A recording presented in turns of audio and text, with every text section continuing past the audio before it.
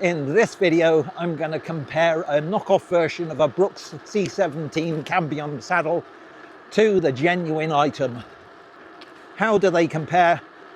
And is it worth spending the extra to get the genuine item? Let's dive in and find out.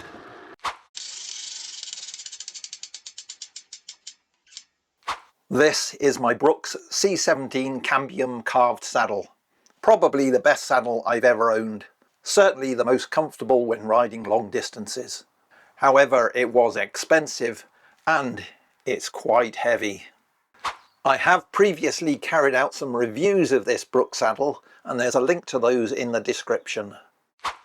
So I was quite intrigued when I saw this on Aliexpress.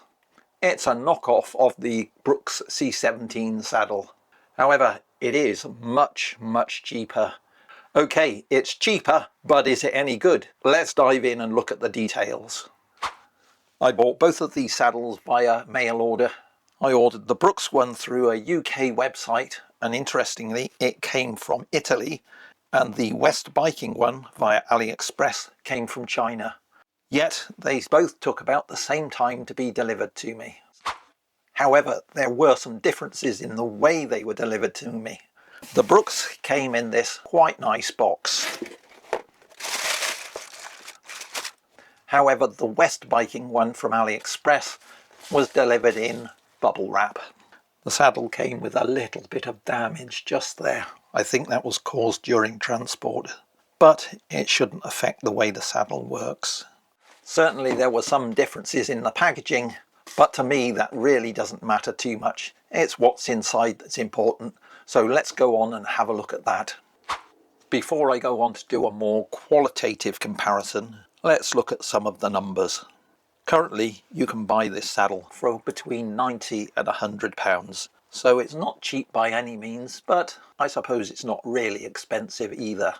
However, the West Biking one, which has some visual similarities, cost me £18. Okay, let's look at the weight of the saddles. Starting with the Brooks, and that comes in at 446 gram. The one from AliExpress, the West Biking one, comes in at 344 gram. So the one from AliExpress, the West Biking, is about 100 gram less than the Brooks. So in terms of weight, the advantage goes to the West Biking saddle. As I previously stated, these are visually similar, certainly from the top, and they both have a set of substantial rivets around the rear and one at the front, and they both have these cutouts in them. The shape is also very similar. The West Biking saddle is slightly shorter. That means moving around on the saddle in order to find slightly different sitting positions will be a little more difficult, and therefore the Brooks has an advantage in that respect. On the underside, both saddles have steel rails on them. However, when you look at the rails side on, you'll see that the ones on the left, the West Biking ones from AliExpress, the clamping area is much longer, and it's also set further down from the saddle top. In terms of adjustability on the seat pin, the advantage is with the West Biking saddle, as you could slide this backwards and forwards more than you can on the Brooks on the right. I can't really tell what the quality of the saddle rails are like, however both are painted, and the quality of the paint on the Brooks looks substantially better than the West Biking saddle. I've also found the paint on the Brooks is actually quite tough. I've yet to find out what the West Biking one is like. The Brooks upper is made, according to Brooks, of a natural rubber product. In my previous review, I actually showed that this was actually quite flexible, and that added to the comfort of the saddle. By contrast, the West Biking one has a rigid plastic upper. However, that rigid plastic upper is covered in a rubber-like material. It's probably only 1 or 2 millimeters thick, but it does give it a little extra softness. The construction of it means this saddle flexes much less than the Brooks. If I do the thumb press test, you can see that this saddle has somewhat less suspension than the genuine item, which can be seen on the right hand side of the screen. So in terms of the suspension that you can get from the saddle, I'm expecting that the Brooks will have the advantage. On both saddles, the saddle rails are supported and connected to the uppers by these plastic moulded supports. Visually, I can't tell any difference between them. Obviously the Brooks is black and this one is a tan colour. Both look quite well made, and I suspect they're both made of a glass fibre filled polymer material. Only time will tell whether these plastic supports will hold up. The way the plastic supports are connected to the uppers is the same in both cases. They seem to have similar size screws holding them together. In terms of the surface on both saddles, the Brooks has this slightly mottled surface that gives a small amount of grip. You can slide backwards and forwards on the saddle. However, I've never found an issue with the surface of that saddle in terms of it being too slippery or too grippy.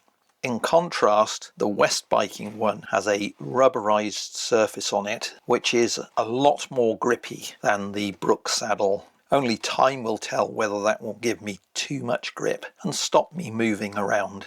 This is the West Biking saddle.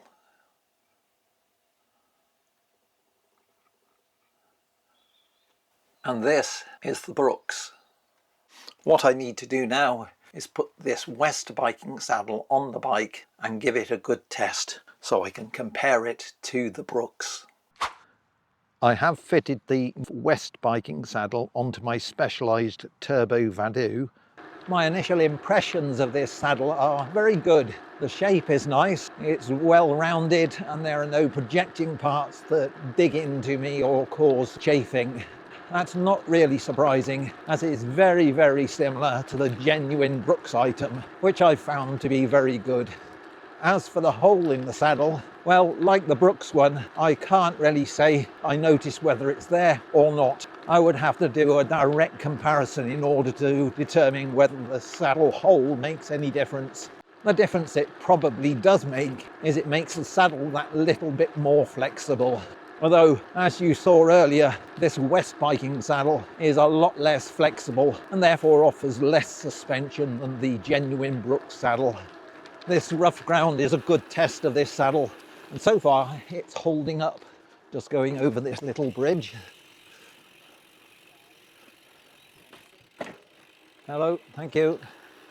Something I have noticed is the surface of the saddle is more grabby, less slippery. When I move around, my shorts stay on the saddle and I tend to move around in the shorts. Whereas with the genuine Brooks saddle, my shorts tend to slide on the surface of the saddle. Now, I'm not sure that one is necessarily better than the other. They both have their advantages and disadvantages. So when comparing the two saddles, I think the slipperiness of the saddle is pretty much a wash. However, this West Biking saddle does have that slight rubberized surface, which makes it slightly softer to the feel and slightly softer to the bottom. I've now just completed 100 kilometers using this saddle. So how has it been? It's been much, much better than I was expecting. I've got no saddle sore. I can't feel any compression or bruising. I can feel the slightest amount of discomfort, but it's only a very, very small amount. Certainly no worse than I would get on other saddles, including that genuine Brooks saddle. I could see myself doing a 200-kilometer ride on this saddle without too many problems. I will carry on using this knockoff West Biking saddle just to see what it's like over the longer term and to test its durability. There's my dedication to this channel, and I hope that dedication is at least worth a like. I do have access to both saddles, so which one would I choose? I would almost certainly, every time, go for the genuine Brooks saddle. That's because the extra suspension caused by the flexibility of the top surface is quite nice, and you don't get that on this West Biking saddle. However, if I was a new buyer and I was going out to buy a new saddle, would I spend 5 times extra on the genuine Brooks saddle? I think in most cases, no, apart from perhaps 2 different scenarios. The first of which is very long distance or multi-day rides, where comfort is all important.